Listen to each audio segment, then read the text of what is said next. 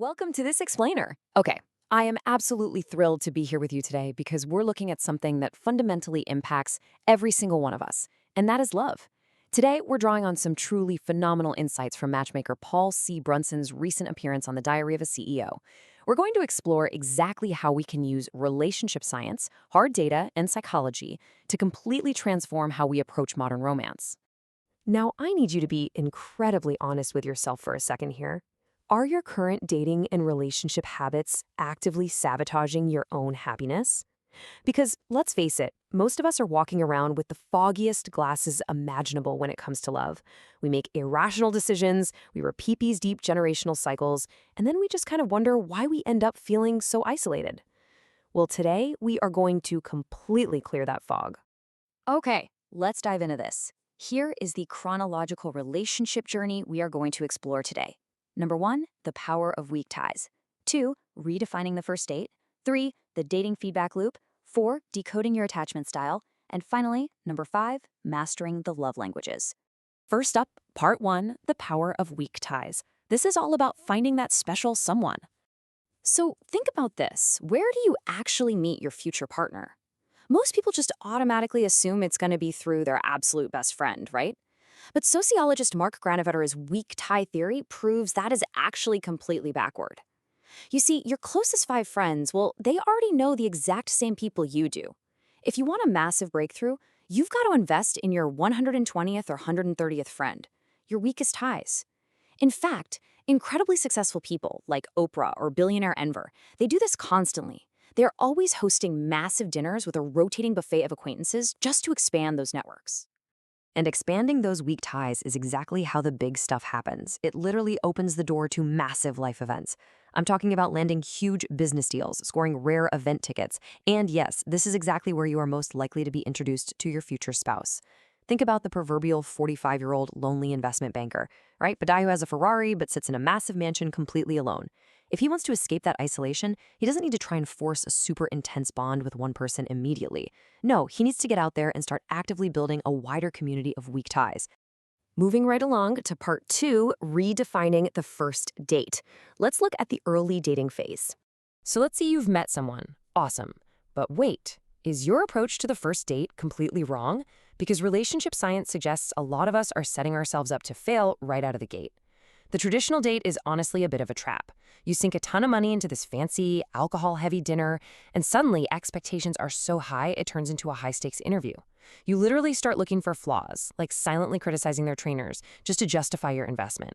Instead, you should shift to the meetup. Just a simple 30-minute coffee or a walk. The expectations are low, the costs are low, and get this, walking actually boosts bonding endorphins. If they actively listen to you during the 30-minute walk, boom, you have the chemistry to move forward. But I know what you're thinking. What if you're using dating apps? Well, welcome to the paradox of choice. Dating apps actually have an abysmal success rate, less than 2% for long-term committed relationships. Think about it. When you open an app and see 10,000 endless options, you naturally place significantly less value on the one person you actually match with. If they aren't absolutely flawless in the first 5 minutes, you just swipe back to the other 9,999. It's crazy, but restricting our choices is actually what forces us to invest the effort required to build a real connection. Now, what's really interesting about this next slide is how differently demographics process a date. This brings us to part 3, the dating feedback loop. We all know that in the workplace, extensive feedback loops are what drive high performance, right? But in romance, there is this massive, glaring divide. Look at this stark contrast. On average, the female feedback loop is intense. A woman goes on a date, and literally the minute she leaves, the WhatsApp group gets a full debrief. They're analyzing body language, conversation points, everything.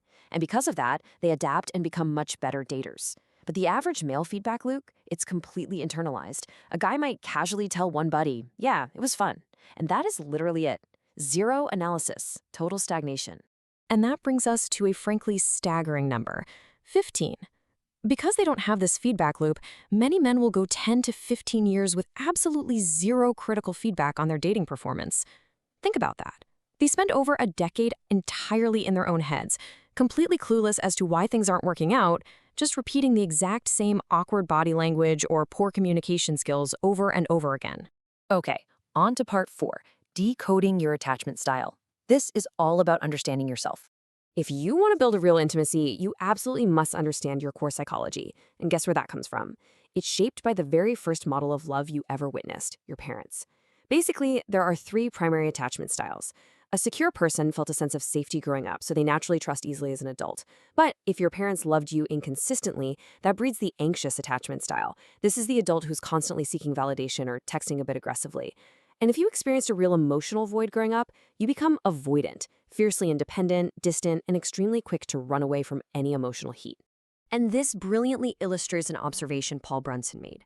A ton of top entrepreneurs and high performers are deeply avoidant. Why?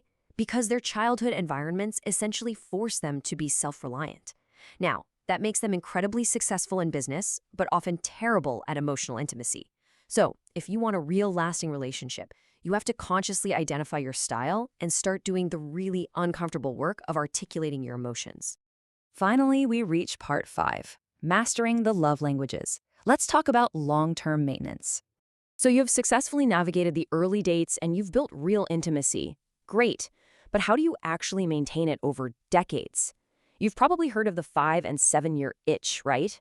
Well, these are very real critical danger zones where separation and divorce rates just drastically spike. Brunson shared this deeply relatable, kind of vulnerable anecdote about hitting this exact timeline in his own marriage. Around year 5, he was literally sleeping on the couch. He resented his wife because she constantly wanted gifts, and he assumed she was just being spoiled. So, out of spite, he stubbornly refused to buy her anything else. As you can imagine, it became absolute hell. So what saved them? Gary Chapman's love languages framework. Brunson finally realized, okay, my wife isn't actually spoiled. Her father simply modeled love exclusively through gift giving. Her love language was gifts. Brunson's love language, on the other hand, was acts of service, doing helpful things around the house. Basically, he was speaking English, she was speaking Spanish, and neither of them felt loved. The absolutely crucial takeaway here is step 3. You have to give your partner love in their language, not yours. Once he actually started speaking his wife's language, it instantly changed the entire dynamic of his marriage. But here is the catch. Speaking their language requires time. And staggeringly, the data shows that the average married couple spends only 1 to 2 hours a day together. Think about that. You are very likely spending way more time with your coworkers than your own spouse. And even during those 2 hours, couples are often just ships passing in the night. One scrolling on the laptop, the other's watching TV. Relationship science tells us that intentional time is strictly non-negotiable. Whether it's 10 focused minutes walking the dog or a dedicated Friday night dinner, you have to put your phone away. A great relationship is basically a constant tennis match of putting in bids for connection. Wow. Okay, we've covered a ton of ground today, from the power of investing in those 130th week ties to escaping the dreaded 5-year itch. As Paul Brunson says, relationship science proves that if you change the formula, you fundamentally change the result. So if you're struggling right now, you really don't have to just rely on luck. You have the tools. So I want to leave you with this provocative thought to carry with you today. Look at your own life right now. Which part of your relationship equation are you going to actively change today?